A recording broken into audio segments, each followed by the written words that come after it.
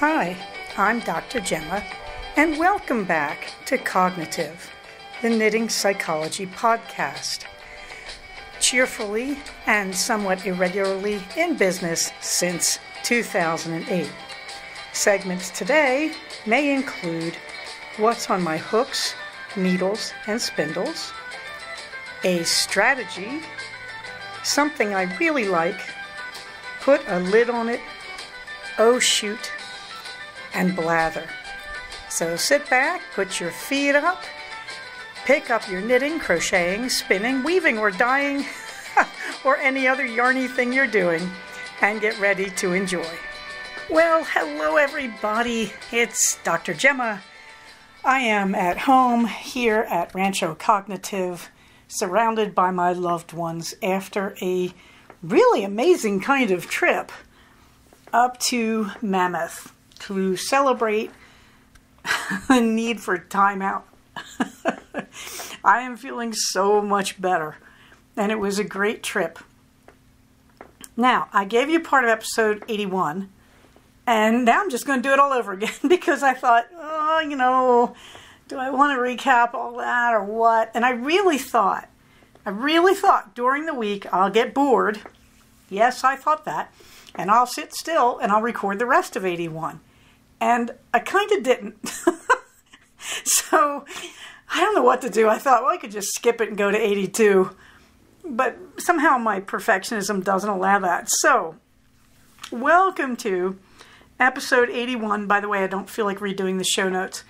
Welcome to episode 81, the full production follow-up to episode 81 in pieces. I hope that made sense. If you go to the show notes, which you can find on our Ravelry group and also at cognitivepodcast.blogspot.com, you will find a pathetically small selection of the insanely beautiful photos I have been taking all week. But there you go. I just figured you don't want to sit and look at all of it. Bit by bit, it's been making its way onto my very limited social media. Also, if you are at cognitivepodcast.blogspot.com or on our group on Ravelry, please feel free to leave some comments. Let's see. So the warm thanks, it's still to my boys. But there were a few changes. First of all, COVID.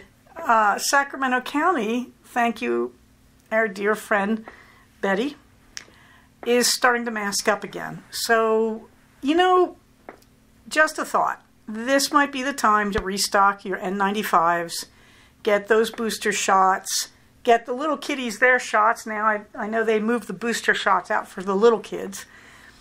It's time to think about that again, because and I know the summer is going to be big spread time. Just saying. In the meantime, thank you, Betty, for letting us know about that. What is on my hooks and needles? Well, I've told you a bit about it, but things happened. First thing that happened was I became aware of the tradition of the Mammoth annual watch cap, that Mammoth Mountain each year issues a watch cap, and it looks like from the pictures that it's acrylic and highly dyed, blah, blah, blah. If you go up there to ski, this is apparently a coveted souvenir item. They change it every year. Yeah, and you know me, I could care less. But I thought, well, I did mean to go back to Sierra Cottons and Wools in Bishop on Line Street, right at the corner of Main, which is 395, going through downtown. It's not quite at the corner. It's a little back on Line, but you can't miss it. Big yellow sign. Anyway, and I wanted to go back there because I wasn't going to buy yarn, as you know, but I thought, it's an LYS, and really, you have to support them. We're going to miss them if they all vanish, right? So I went in, and I managed to get some Malabrigo Machida, which is a single ply fingering weight, and that will come back to haunt me later. I believe it's going to be a souvenir lacy one skein shawl. Hello, Michelle Miller, Fickle Knitter. We'll be looking at some of your patterns, or I may just do my favorite easy crochet one skein at any rate. So I picked that up, but I also picked up one of those little tabs. Now, who started this? Oh gosh, one of the little Shishi stores that was putting out these cute little hats. And I can't think who it was. At any rate, they started this thing about putting a little leather tab on the brim of your cap when you buy it from them that has their name, you know, their label. Well, now these things have gone into vogue, and you can get them with all sorts of things. And I'm happy to say that at Sierra Cottons and Wools, I got one that says Sierra Made. So I bought that along with the Machida. I later dropped back in because I found that among all my yarn scraps, I had a spare skein of Knit Picks Wool of the Andes Bulky, I believe, in the color Current, which some of you will remember. I made my last Agnes sweater out of that.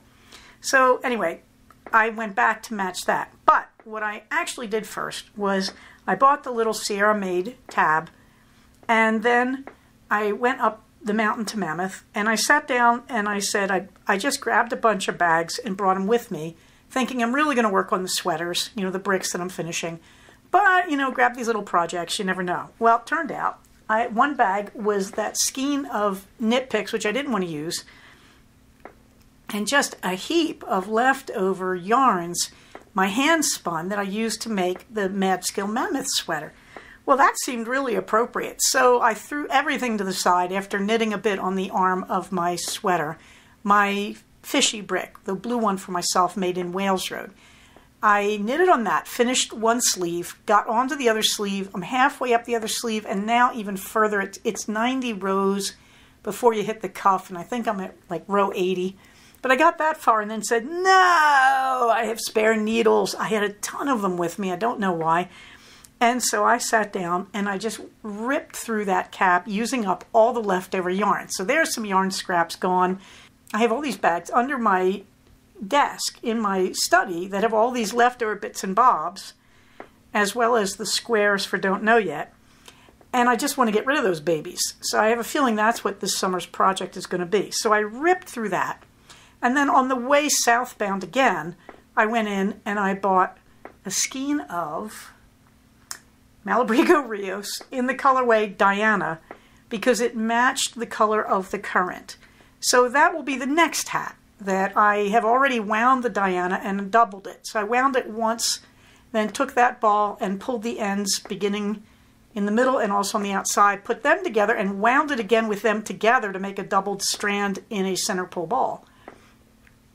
So I have that all wound up. So that and the leftover Knit Picks will be yet another Sierra watch cap. Now, what pattern did I use for the Mammoth Souvenir watch cap number 1?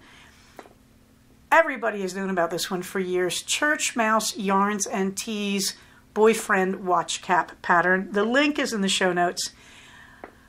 I make watch caps. I love watch caps. And I used the pattern from, I think it was Lion Brand, for my super bulky yarn size. And I've been messing around with that pattern, and I just went to this one and said, please give me an Aran weight, because I've only got size 9 needles, and my yarn was slightly heavier than that. Anyway, it worked. It's a really nice pattern, and I really recommend it. So you can see a picture of me sitting on my cozy balcony wearing it. I had to wear it my first morning there, which was this past Tuesday.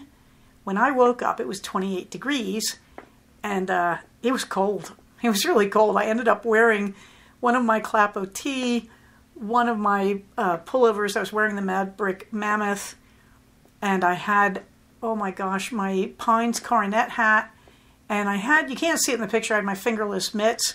I was out there sitting on the balcony in that weather, and I was also wrapped in my homemade t-shirt quilt. And it was lovely to sit out there and drink coffee. Sitting on a balcony drinking coffee is just one of those things that I groove on. At any rate, so I finished the Mammoth Souvenir watch cap, really number 1, because there's another one that will be coming soon out of the Rios Diana and the leftover Knit Picks. In progress, yes, I did keep up with the blocks for my Don't Know Yet. So I've added 5 more, now 6 or 7 more since we last spoke, to the collection. July 19th, 200 blocks days, and I can actually see now in the box of leftover yarn that I am using it up. Meanwhile, remember the Nora Heart scarf? I didn't touch it while I was in Mammoth, but I came home, and I believe this was yesterday morning, which would have been Saturday morning, June 4th, and I got up and I looked at it, and I had 1.5 hearts. You do 6 hearts. And I said, why did I think this was so hard? And I sat down and cranked through another 1.5 hearts. So I got the 3 hearts for side number 1 of the scarf. You make 2 sides, and then you're going to graft them together in the middle of the back of the neck so you won't see it. So in other words, they're trying to keep the hearts right side up, so you can use the chart right side up.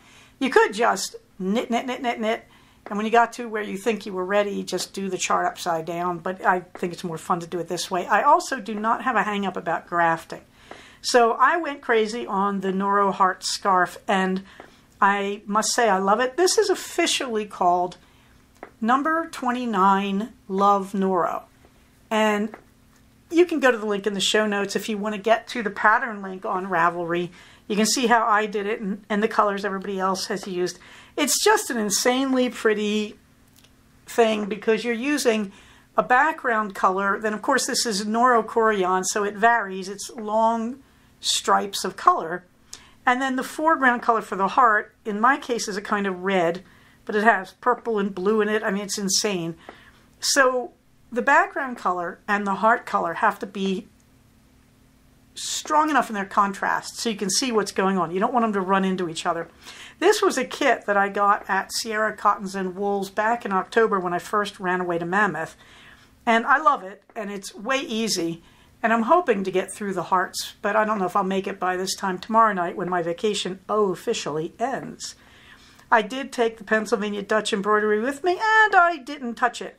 I took Twin Faces brick with me, and I didn't touch it. But my fishy brick, I am cranking right along on. I am still considering the steeking of my first brick in Archangel, but we'll see. In the meantime, let's see, strategy. Okay, well, this is kind of still in that series of day-to-day maintenance strategies, the emotional management strategies, as they're called in dialectical behavioral therapy. And this is going to seem obvious, but, you know, we've been talking about time management, and it came up in the news that Americans now work more than medieval Western European peasants did. We work more days per year. You know, I'm not going to go into the politics of late-stage capitalism, but yes, one of the things that's been very noticeable over my career lifetime is how my days off from work have gone away, how there have been fewer and fewer of them as the years have passed, how the boss's attitudes have totally changed. So it's like you're basically tied to the leg of your desk or something at work. Now, I'm lucky because I'm kind of out of that now. I've got a good arrangement. I've got a really good job. And this boss and I really like her. I get along with her. But even so, it is really obvious that the amount of time off has decreased drastically. So I hate to say this. It's the weekend of the Queen of Britain's Jubilee. And they're talking about how they get a bank holiday. Try that in America, giving somebody an extra day off because, you know, we feel like it and we think we should honor a member of the government. Yeah, okay, good luck. So, frankly, part of your time management has to be planning your vacations. And so we have been doing that. We are currently struggling to find somebody to feed our outdoor animals, our livestock, that is Roxy and the camelids, while we're gone. But we have already planned Yosemite, the western end, the valley floor, in other words. We have a lovely set of hotel rooms in the park, and we have 4 days to do that in September. And we just found out that I put in an application for hotel rooms in Grand Canyon Park on the South Rim, Bright Angel Lodge, where I've stayed before years and years ago, and we got those approved. So it's very exciting. So we're doing that, and the really nice thing, too, is you can pay a large part of that off in advance, so it's nice to think we've got a lot of that paid before we go out the door. But, you know, it finally hit me. My son is 16. By the time we get to the Grand Canyon, he'll be 17. He's going to lose his child status, which is going to cost more for all the hotels, etc. So it is really high time we got on the road with this kid. But I'm thinking that later next year in 2023, we will be looking at maybe some of the national parks in Utah to go out there. So we don't want to go too far, but we want to go far enough. Right now, the biggest problem is, you know, farm sitting. However, it dawns on me that I have run myself ragged several times in the last few years by not doing this, by letting it roll. Now, you may remember about in March of 2021, I went to Big Bear as my first attempt to really get this right. And it was right. And then in September, I believe, I went to see the Knitmores up in San Jose. And then I just let it get out of hand because my husband needed his cataract surgery. And that ended up being what we did in March. In the meantime, in February, Minerva tried to kill herself by eating dental floss. And then in April, Eleanor did die. And so, that means money put aside for another collie, because yes, I want one more collie, and also for a flight out to Kansas to pick up said collie from a trusted breeder. And this is Queenie, of course, and we're still waiting to see what's going on there. But at any rate, we have to keep planning everything. And it really does matter. Now, Britt, you of the wonderful collection of bank holidays, now we have a few of those, a few 3-day weekends, as we call them. I don't get those because I don't work on Mondays. So everybody else is getting a 3-day weekend, Saturday, Sunday, Monday, but I'm not, because I can't skimp on my Saturday patients. So everybody else gets a 3-day weekend. I only get a 2-day weekend, but that's really okay with me because I get paid for the 3-day weekend. I get paid for the 3rd day. That's a holiday with pay, although we have very few. I think we have 5 of them per year. But also, I really like working Saturdays. I used to hate it when I was younger. Now I adore it for a number of reasons. For one thing, I get a lot of privacy. I don't get calls from the office or anything like that. And that makes it a lot easier. I don't get emails. I don't have to manage them. And on Mondays when I have the day off, people know not to call me because I'm off. And then the emails from the office, it's much easier to manage them with no other pressure that day. So the whole point of this is you should be planning your vacations, and you should really be thinking about where you can go. Now, it's not easy. The pandemic and inflation have made it challenging because gas is now sky high. So are the profits of the major oil companies. But hey, okay, oops, politics, I'll probably take that out. At any rate, there are challenges right now, but we're also in this sort of halcyon period of break between possible waves of the pandemic.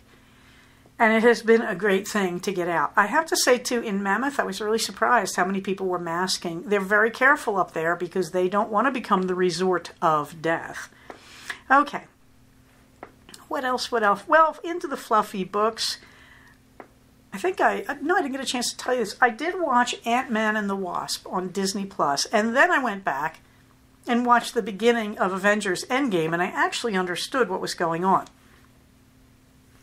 Unbeknownst to you all, I was flying back from Sunnybank one year, probably 2019, in first class, and they had Avengers Endgame, and I hadn't seen all the movies running up to it. I watched it anyway, and even without knowing what they're talking about, still a really good movie. Well, it was a lot better because during the quarantine, I watched all those movies on Disney Plus that run up to Endgame. And I finally saw Ant-Man and the Wasp, which makes a whole lot more sense out of Avengers Endgame while I'm at it.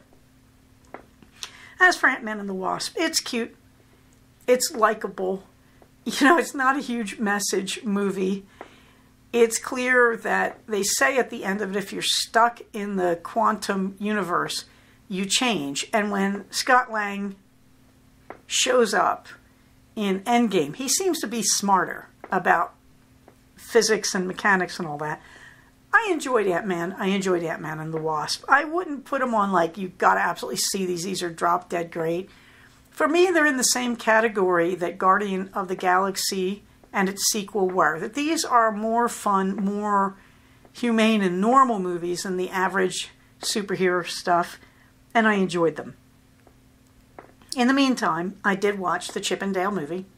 It's kind of the Chip and Dale version of Ready Player One.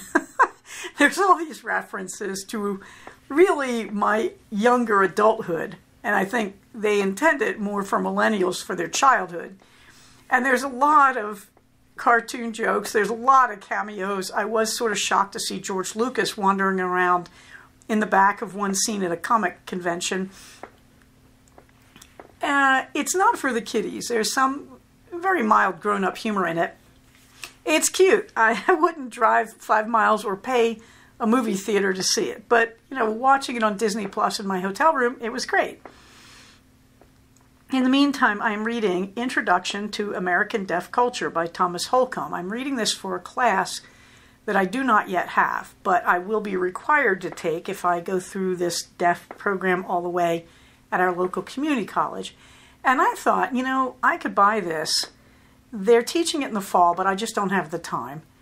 But I could buy this bookstore, and I didn't buy it, but I could buy this textbook, and I did not buy it from the bookstore because I was afraid they would have a limited number of copies. I got it from a used book dealer, but I checked, if you're going to do that, I checked the edition to make sure I had the right one.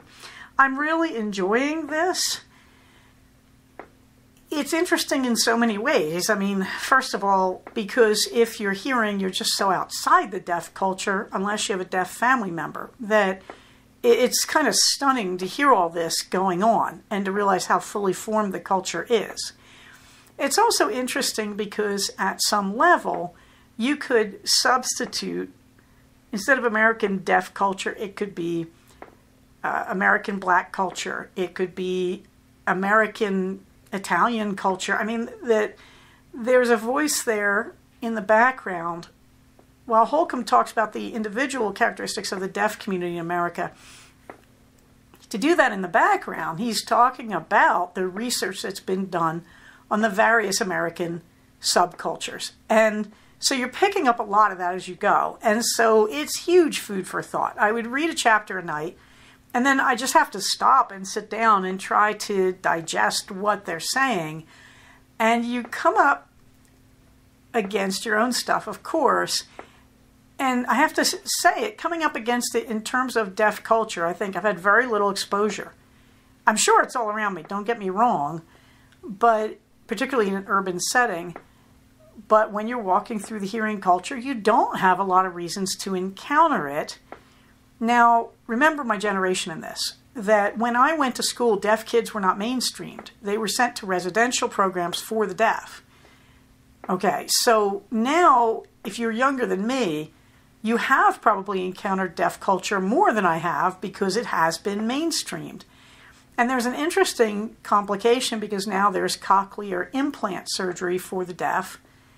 And so there's a lot of dispute about, is that it? We just let everybody hear with hearing aids and cochlear implants, and that handful of deaf people who don't succeed with those, too bad. What are we going to do? Or is it okay to say, yeah, that's available and I choose to stay deaf?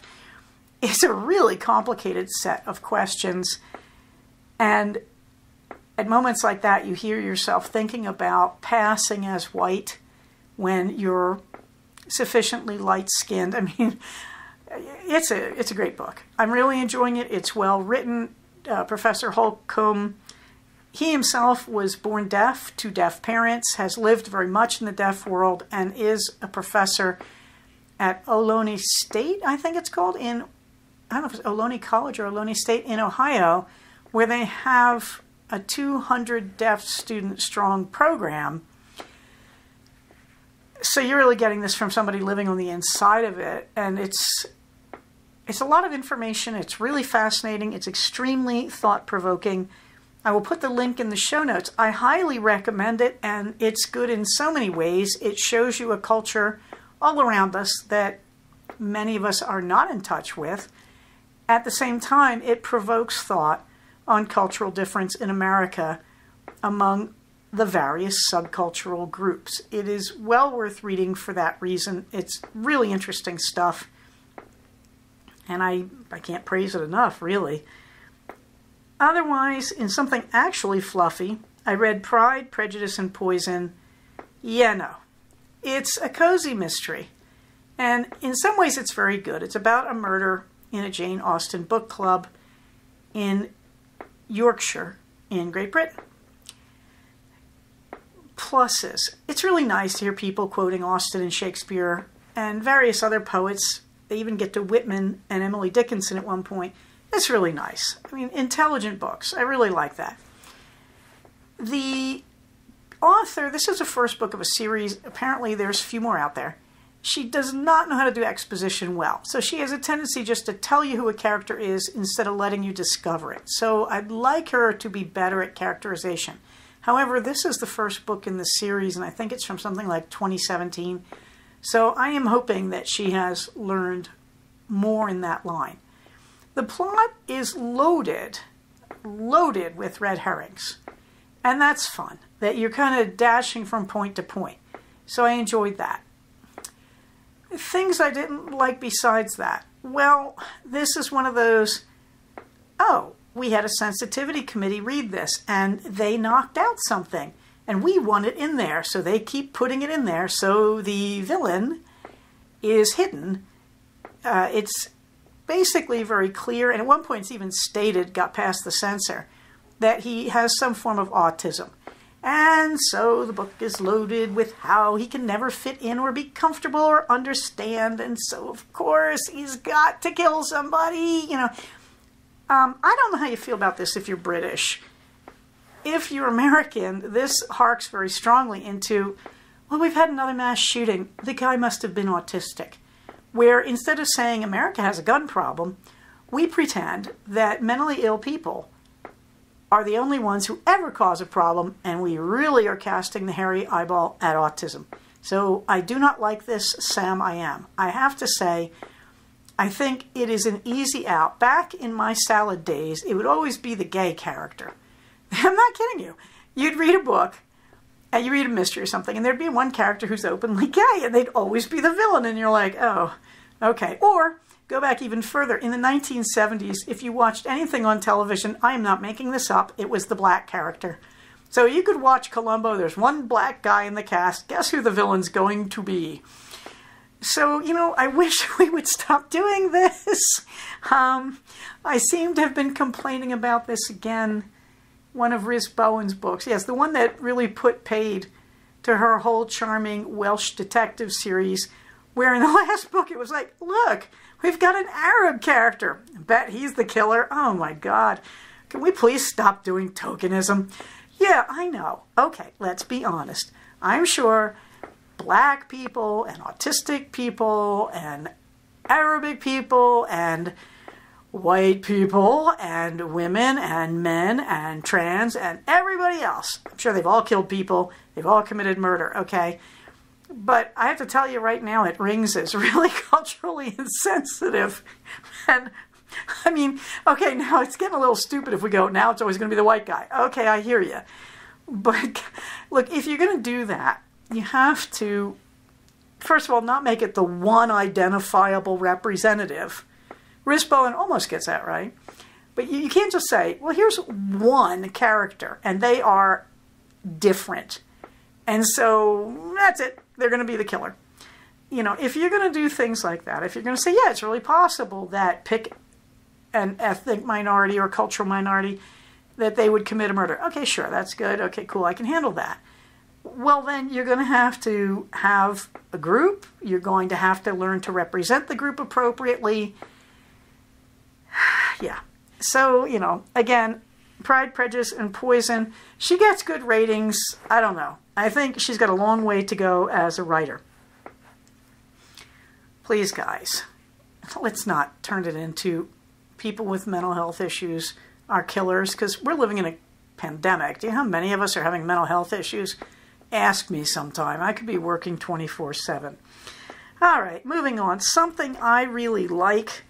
Well, this is all about my trip, and so I just want to sing the praises of my Instant Pot. When I go on these longer hotel stays now, I have really got this down. I learned this when I camped in Yosemite in 2019, and also when I lived for 2 weeks at the Marina Front Hotel in Ventura.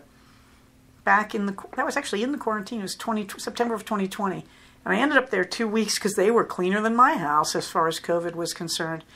And in all of these, I have learned the value of the Instant Pot and also having a vacuum sealer and a goodly supply of rolls of bags.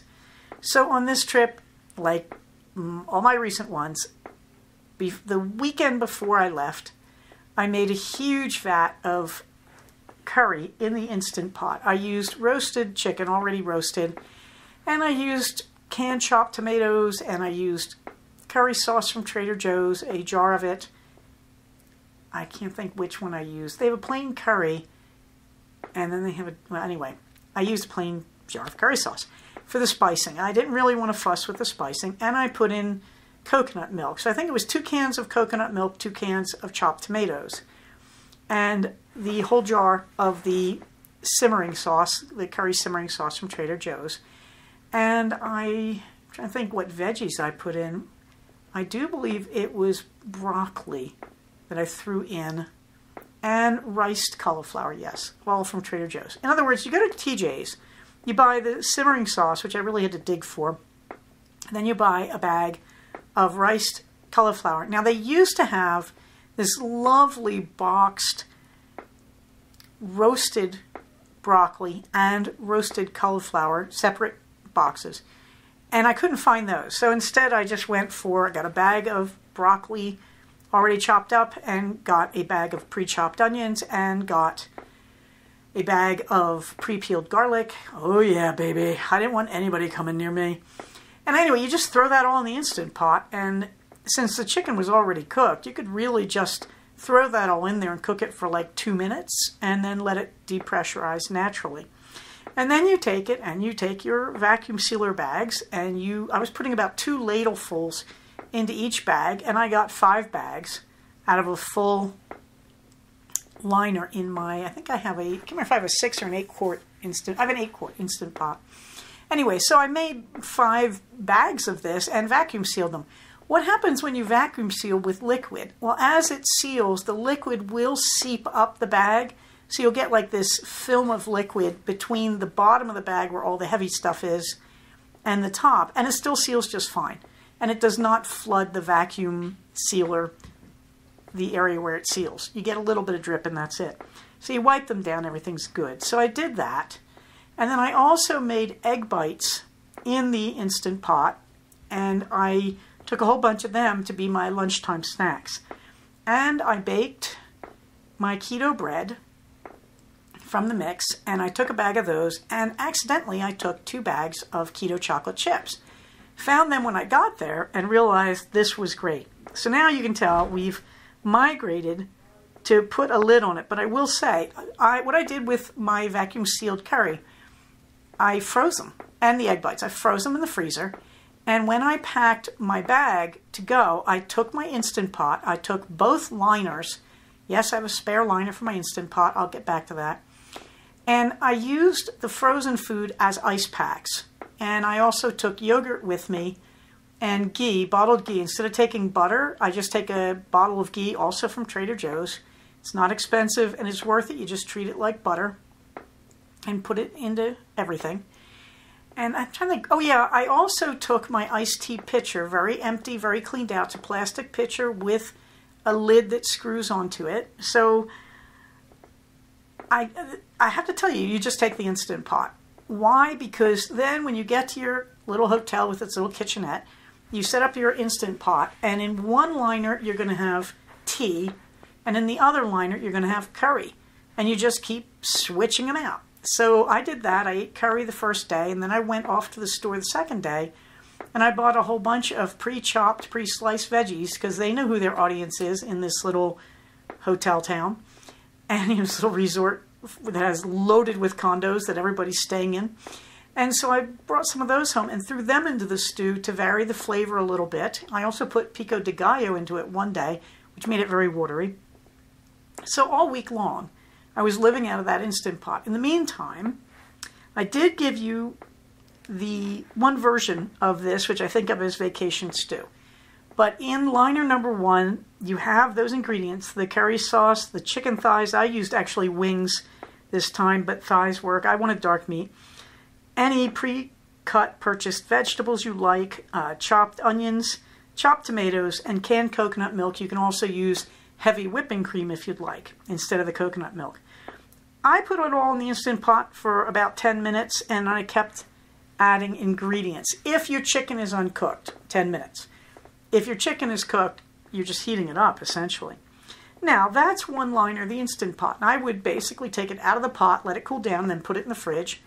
and I would take the other liner of the Instant Pot and I would make Instant Pot tea. If you have a good recipe for fresh chai tea, where spices and black tea and milk, you can do that. This time I didn't have that stuff ready to go. So all I did was I took a huge amount of Twinings Earl Grey tea bags with me. And into the Instant Pot, I would put 7 cups of water, 6 tea bags, and about 6½ teaspoons of my sweetener of choice, in this case Swerve. You set this to manual for 1 minute. You just want it to boil and thin a little bit, and then you let it do a natural release. What do you have? You have a vat of hot tea. And so I would set up my vat of hot tea every morning and just keep ladling it out while I was hanging out in my condo and drinking tea and coffee out on the balcony. And then when I would get ready to leave for the day, I would switch the liners and put the stew in, and I would just set it on warm, stir it up, put the lid on it, and go out for the day. And when I came back, I had comfortably warm stew, and it only took a minute to switch the liners again and heat up the tea while I was slurping down my stew. Meanwhile, I discovered bread and chocolate. There I was with this bread that I was using in the stew, and one night I just craved chocolate and realized, wait a minute, I accidentally brought these chocolate chips. So, I just sliced a little bit off the top of the bread to make it flat, to give me a flat surface. I layered the chocolate chips. These are Lily's Keto chocolate chips. And I put them in the microwave, the bread and the chocolate chips on it for 1 minute. And then I had basically pain au chocolat, as the French say, bread with chocolate on it. It was delicious as a treat. So that was my dessert. What else? Oh, iced tea. I brought my big plastic iced tea pitcher because I was bringing a huge amount of tea bags. And I had Swerve, so why not? So I brought that with me, and the first day when I got there, even before I unpacked most of my food, I just threw 6 tea bags into the pitcher, and I don't care what flavor tea you use. I often mix them because I don't care. And then I put about slightly under a 1/4 cup of Swerve in it, fill it with water. How big is this thing? It's about 1 liter. Fill it with water, and I put it in the fridge. And so you have iced tea for the rest of your stay. Boy, was I grateful for that. Wow. All right, what have we got here? 37 minutes. All right, it'll be a little less when I edit, but on to the blather. Well, for ASL, I've been practicing from a laminated card my first 100 words of ASL and numbers up to 20, which I'm still a little confused on. It's not easy to learn from pictures. My regret, I had a DVD player. I didn't expect that. I could have taken my textbook for my ASL class and practiced from the videos, but no. In the meantime, no news on Queenie. That's the pup date. However, Captain is doing great, and we love her. When is she born? July 27th. So, yeah, she's getting on to about 10.5 months old. And she's really just been doing very, very well. She's very pushy. We've had to really lay down some boundaries with her because she gets excited and snappy. And I solved that with her really fast. When I realized she was doing it, I watched a few online dog videos on YouTube and just said, okay, that's what I'm looking for. And it worked out really fast with her. She's still negotiating with the boys. But she's a big girl. She's a good, I'd say, like 65 pounds. She's not a full-blown Newfie. She is a miniature Newf. But she's quite a large border collie. She, of course, looks like a miniature Newfie. So, we call her the Doofy, which is the diminutive Newfie. And sometimes she's the Goofy, the girl Newfie. She's the Moofy, the mini Newfie. We're enjoying Captain. So, I get in my car and I take this long drive. When did I leave? Monday, a week ago tomorrow. So, yeah, Monday, May 31st. And it was great because I'm driving north and everybody's driving south. Everybody's leaving from their Memorial Day trip. So this worked out really well. And I get up to Mammoth and it really has emptied of most of the American tourists. There were a lot of Germans and some other Western Europeans that I caught, but mostly Germans. And it was late season skiing that I went all the way up to the lodge for the first time. And they were running lifts up the very highest part of the mountain. And there were people and their kids coming down with skis. It was kind of cool. But that's not for me. I can't do downhill skiing because I don't have depth perception. So to me, A downhill of snow just looks like a flat white plane. I can't see any drop, any decline, any curve, so it's pretty hopeless for me to do downhill. I can do cross country, but that snow was gone. That would be the lower levels. At any rate, so off I go on my 4-hour trip. And I stop at the Coso way station, and as I'm pulling in, I think, this is weird. There were all these white vans and white trucks, and they were parked every other space. And these were the spaces right in front of the restrooms. And I thought, that's really odd. And I thought, it's funny, because if I pull in between any of these, my car's going to be blocked from sight. And I had this moment of catalytic converter theft, and thought, no, I'm being paranoid. Yeah, I got really lucky. They pried off. There's a plastic cover on the undercarriage of my car in the very back. They managed to break the clips and pry that off, and then I came out of the restroom and suddenly noticed that all these white vehicles were leaving really fast. And I thought, oh, that's odd. At any rate, I get all the way up to the McDonald's in Bishop before I look at the back of the car and realize what has happened. Well, so I started to panic and said, no, and thought, what would I tell my supervisee? I would tell her, never be alone in an emergency. So I pull off to the side between Bishop and Mammoth, and I call my husband, and he was a brick. He was great. And he said, take pictures of the underside of the car. So we take pictures of the underside of the car, nothing's missing. And he said, catalytic converter? And I said, I think so, because I thought of that, and the muffler's right there, but nothing seems to be broken. Okay, so the upshot is I drove all the way up to Mammoth, and I parked in the parking garage of my adorable hotel. There is a picture in the show notes. This is Juniper Springs Resort. And it wasn't a problem, but I decided the next day I would not drive, which I'm really grateful for, because instead I did the 3-mile hike into town for groceries along the town loop trail. So I got in some sightseeing. I saw a beautiful woodpecker. I'm not sure what the subspecies was. And also saw a blue jay. I think, was it Steller's jay? Where it's got this black mohawk on top of this otherwise very dark blue body. So I was enjoying that I was recognizing birds and wandering around and just reacquainting myself with Mammoth. And that day I basically stayed home and worked on various projects. One of them was I had a 6-hour law and ethics class. And so I told myself I'm going to do 2 hours a day of this. And I'm so glad I did. So I did 2 hours of the L&E, and I read my book on deaf culture, and I did a lot of knitting, and I just kind of slowly loosened up, which was good because the next day I had to go down to Bishop again. It's about an hour drive from Mammoth, and go to the Toyota dealership. And hats off to the lovely people at Perry Motors. They took great care of me, and they said, yeah, it does look like they were going for the catalytic converter. Only problem is, on this model year, it's up in the front under the right front tire. So they said there's no way the clips could have broken like this. Somebody pried it off. And they said in an older vehicle, the converter would be further back by the muffler. They just made a mistake.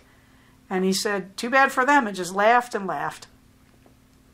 So that was nice. So he just took the piece off because there's really nothing under it to be protected. And I will take it and its spare clips that the nice guy gave me to my local Toyota place and let them put it back on. But that was that. And then one of the other things I did was I registered for my ASL class in the fall semester at College of the Canyons. Very, very, very basic ASL 101. And I also did a counseling meeting, which was a hoot, because the counselor I got was a really nice guy, and he said, this is horrible. You don't need to take all this. You didn't need to go through all this. They should never have done this to you. Why did they tell you to put in a major? And I said, I don't know. And so we both roared with laughter, because I said, let me tell you who I am. And he went, oh my God. And he couldn't stop laughing. And he said, so, doctor, you want an associate's degree? And I said, well, actually, yeah, because it gives me some priority in signing up for classes. And there's some really interesting classes. I've never taken human anthropology. I thought I probably should. And so I thought, there's actually some really nice stuff. So God knows how many years it'll take me to actually complete this if I choose to. But I do think I'm going to let myself go forward with it because I think I could really enjoy it, and I can really, really cherry pick for online classes that I can attend. I definitely want to take the first 2 semesters of ASL because they are equal in the college's eyes, and this is College of the Canyons in Valencia, I think. They are equal in the college's eyes to 4 years of high school ASL, but not to college ASL. And I think, well, that's really good. I could also go to Antelope Valley College where they start you right in college ASL. And I thought, no, I want slow, easy ASL because I really am struggling to see ASL. I can do it pretty well. I'm picking up vocabulary, but I need to see it in motion because ASL speakers, for lack of a better word, since it's not spoken, they go really fast. It's muscle memory. And so watching somebody who's fluent in ASL fingerspell is mind-blowing. I mean, you've really got to work at it. And I'm just not that fast at fingerspelling. I have to really work at it, although I'm getting much, much better at it. And that's what I'm practicing the most. And because, you know, once you get fingerspelling down, basically you can say anything, but you don't want to rely on it too much. And I'm also learning things like not to flap my hands, not to repeat the same sign over and over. You just do it once quickly and keep going. And these are beginner mistakes, apparently, and I'm making them all.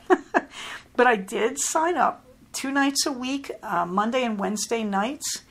And I like that because Mondays I have off, so I can have everything I need done in time to take the class. And I can also study on Mondays. And then Thursdays I have off until noon. So I can take the class till 8 o'clock at night. And if I'm revved up afterwards and can't sleep, I can sleep in Thursdays. So we'll see how this works. The nice guidance guy was saying, why don't you take 2 courses? And the answer is no. No, I want to make sure I can handle one because language courses are kind of intense, even at the early stages. Also, this is fully immersive. The teacher is deaf, which I'm really looking forward to because you just can't cheat the system here. And so I'm really looking forward to trying this. So everybody cross your fingers, but I did get into my ASL class. Meanwhile, you can see my little condo at the Juniper Springs Resort. I put in a picture of the living room looking at the fireplace and the balcony. And then the kitchen. The kitchen was very well stocked. Everything I needed except food was there. I always bring my own chopping block, 1 good knife, and 1 big serving spoon. Because I do. And then I usually have a little kit that has a basic kit of knife, fork, and teaspoon. But I didn't have to break any of that out. I had plenty of supplies in the room. And I had a huge refrigerator, freezer, a nice microwave, nice little sink island, oven, convection top stove. Very, very nice. So, having said all that, I breezed back on Friday. And the boys were just fine. We all went out for a late lunch Mexican, just enjoying being together again. And I've gotten to work on the heart scarf, and I'm just enjoying it immensely. I'm reading a chapter a night of the Introduction to Deaf Culture book. I am also, what else am I doing? Oh yeah, I finished my law and ethics, so that's really nice. I'm now done law and ethics until October 1st of 2023. And I've got, I think, 115 hours. So all that has been carefully saved and put aside. So things are looking very good. And I had a really, really nice break. I'm still a little bit wound up, but I'll get over it. Queenie's big road trip, still scheduled loosely July 11th to 13th. We'll see how that goes. There is no Queenie that I've seen, but I've been told by the breeder she has little sable female puppies. So we'll see. I'm glad it's in July because I need some time to pass before I break it to the people at work that I'm taking 3 days off again. Minerva gets the last word, sad meows.